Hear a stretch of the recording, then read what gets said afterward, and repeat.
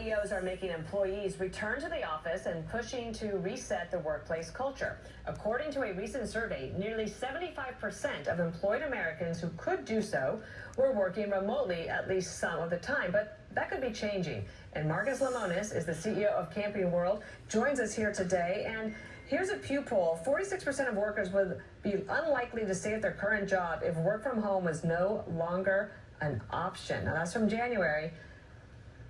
Is this just the new way of the world, or do CEOs want everybody back in the office? Between my Bed Bath & Beyond business and my Camping World business, it's the tale of two cities. When you find accounting folks or people that are in the technology group, you're a little bit more lenient. But other than that, you need to be with consumers, you need to be with your coworkers, you need to be talking about what's happening in the business. We're starting to crack down in all of our businesses saying it's about personal development, professional development, and accountability. And I think that's the piece. That last thing is what people may be shying away from, accountability. I mean, that's a pretty wild stat. Almost half of the people polled said they'd leave their job if remote work wasn't an option. So it kind of feels like this all started during COVID, right? Everything went remote, and then things went back to normal, but a lot of people never want to go back to the office. It feels like a bluff to me. Yeah. 50% of the people who need to pay their mortgage, pay their car payment, pay tuition, are all of a sudden going to be so brazen to say, if you tell me to come to work, I'm going to leave.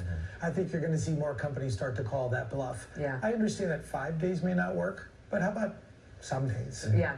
I think the other thing is that America has to get very serious about our infrastructure, because commutes are killing people, and that's very difficult, and rents in the cities are expensive. So there's a lot of things going. It's not maybe that you just don't want to be in the office, it's that all these other considerations. But this was also troubling that young men are struggling to find work even if they have a college degree.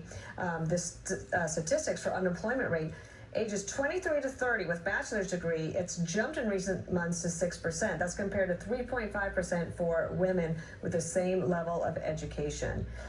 What do you think of this? Well, this comment's going to get me in a lot of trouble. But the young men 23 to 30, what job are they looking for?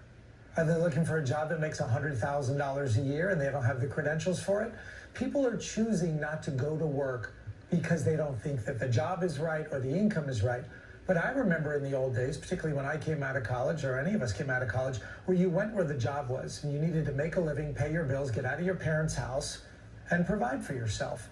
So I don't know that I buy that people aren't employable. Do they want to be employable? Well, and to your point about getting away from the parents, this is also a little bit concerning. Gen Z apparently relying on their parents to basically get them jobs, and then once they have the jobs, check in with the bosses. Here's a New York Post headline, quote, Gen Z job seekers have their parents write their resumes, apply for gigs, and bring them to interviews.